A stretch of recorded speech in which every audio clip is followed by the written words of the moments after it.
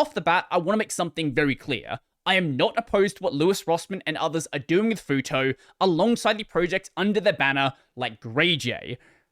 What they are doing is trying to solve issues in open source, trying to keep people in this ecosystem, trying to bring in funding, and make it so people who actually want to pay their rent don't have to go get a job working on some corporate garbage. This is a great goal to have, and I have nothing but respect for it.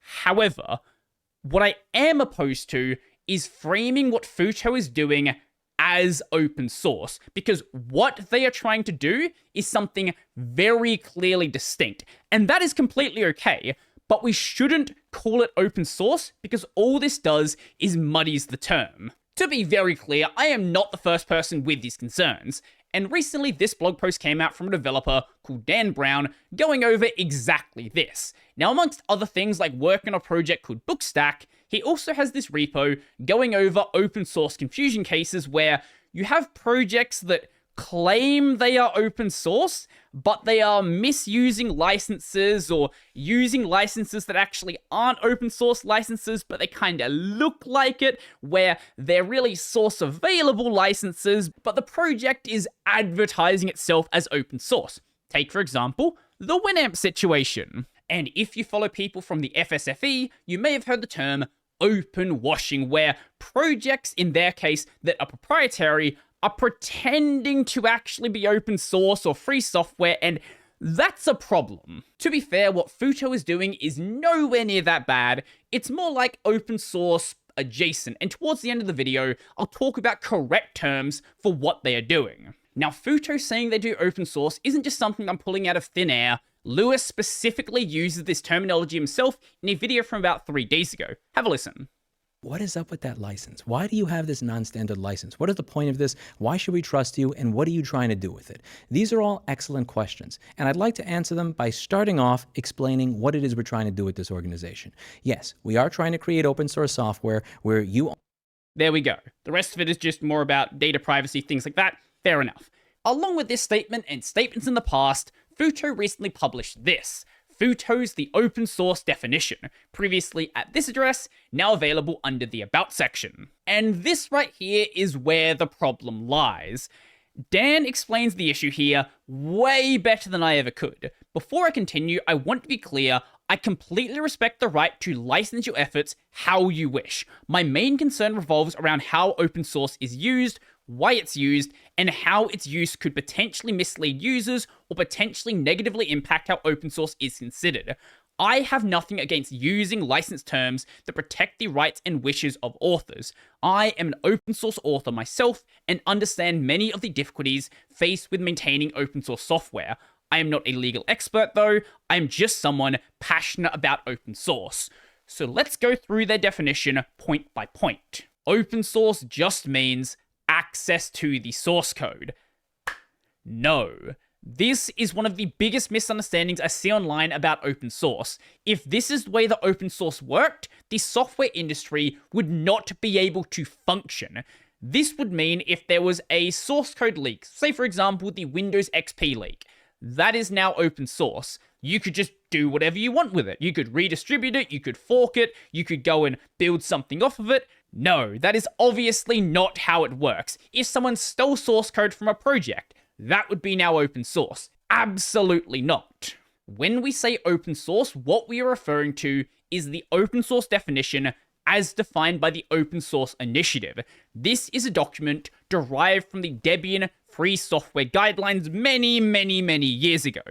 This outlines exactly what it means for software to be open source, and it is a lot more than just access to the source code. In fact, just having access to the source code is another kind of distribution called source available. Whereas open source does not require the distribution of the source code and does not restrict someone from selling the software, but if someone does have access to the source code, they are able to freely distribute it. You're able to go and take that project and then fork it, derive something off of that, and make that your own project. You can't say that certain people aren't allowed to use your software, or your software can't be used in certain fields, for example. If you made a text editor, you couldn't say that text editor can't be used in military uses, for example. It is completely okay if you don't want that use case to be allowed. But if you disallow certain use cases like that, then it is not open source. Over the years, there have been a number of version changes, but when we are talking about open source, we don't just mean access to the source code. We are referring to this definition in this document. Moving on, and this here is the real reason why FUTO is not doing open source. Things that we don't want you to do with our software. 1. Change our payment links to pay someone other than FUTO. This limits the ability to resell and modify software, both of which are core rights of free and open source software. Subsequently, limiting of these rights can inherently limit the forking and distribution /resell /management under new authorship. This is a core mechanism that can help open source projects evolve and continue past the control of their original authors. This helps in the event the original authors change direction, terms, ideals, or even when a group of users just want to go in a different direction. There's now a significant divide between the open rights of users and original authors. Take, for example, something that actually happened. The Xorg project. Xorg spawned off of the dumpster fire that was X386 towards the end, when they decided they wanted to relicense to something that was definitely not open source or free software, where they were banning people from the project that disagreed with what they were doing, and Xorg was able to thrive because people were unhappy with the direction that X386 was going. But if X386 was originally under a license that had this term, you wouldn't have been able to really do that. Any of the donations that were going to go to the Xorg project, which was now the main project because X386 ended up just dying off, that money would have to go to the dead project. Let's consider another example. This is the Unity desktop, originally started by Canonical for use in Ubuntu. Then they decided to just abandon it, and it was just sitting there. Nobody was doing anything to it. But then a developer, Rudra Saraswat, decided to take over the project and continue working on it, start working on a new version, and if all the donations would have to go to Canonical for that work, why would somebody want to revive an old project? Those were just two very notable examples, but we could sit here all day. This is something that is fundamental to open source, which this just gets in the way of.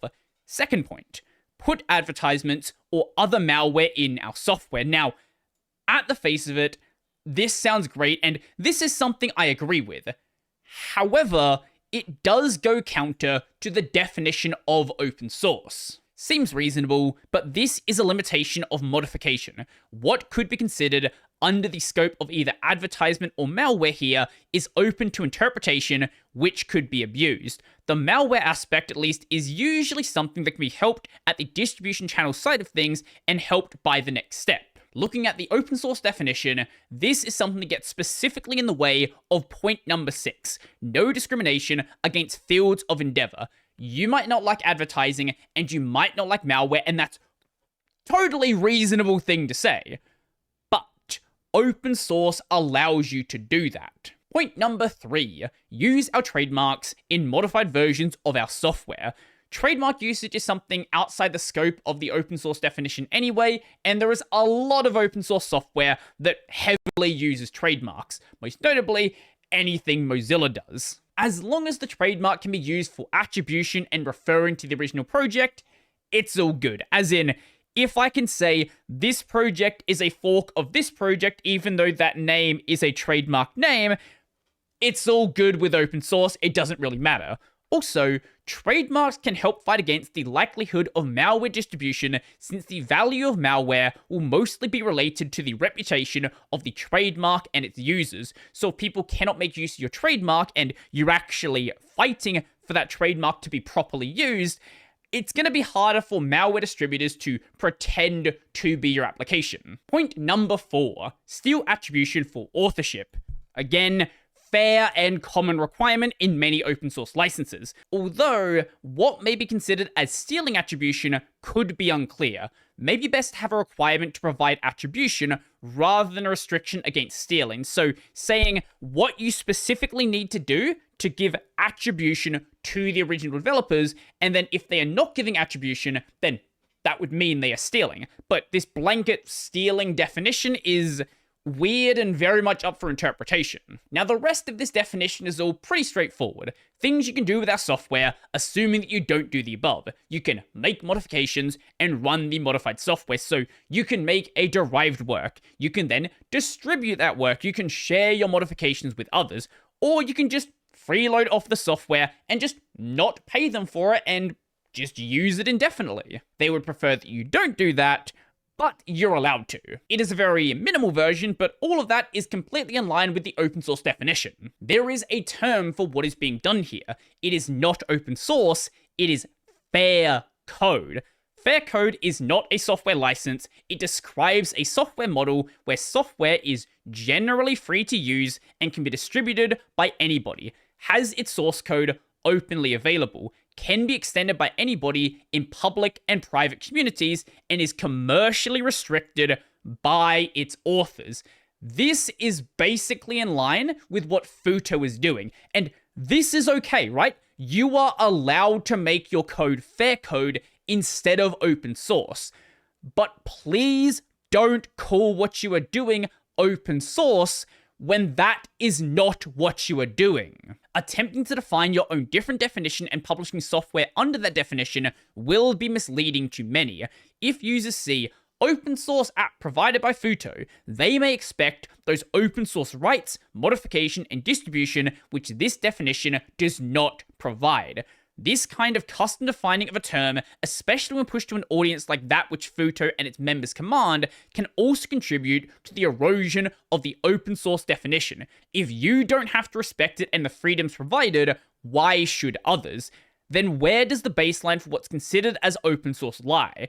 This can really be a downer to those that believe in the freedoms provided under the open source definition and those that have contributed and build work under those freedoms. Again, which is what I believe has made open source popular. Now, while we are here, let's take a quick look at the GreyJ license. GreyJ Core License 1.0.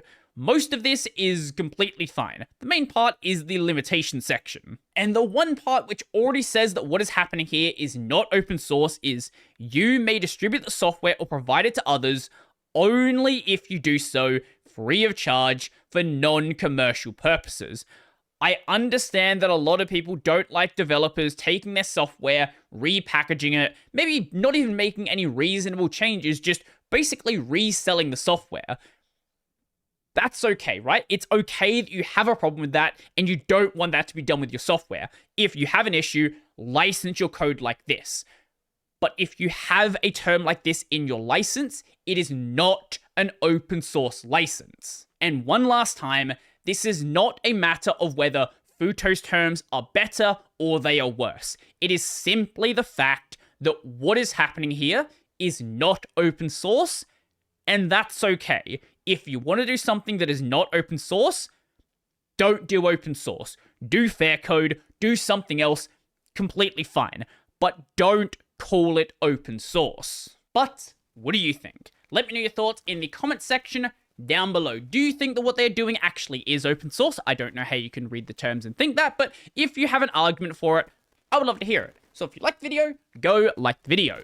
And if you really like the video and you want to become one of these amazing people over here, check out the Patreon, subscribe to Liberapay, linked in the description down below. And this should be obvious, right? There's no need to go harass people involved in FUTO. Like, don't do that. Don't be weird. Anyway, see you guys later.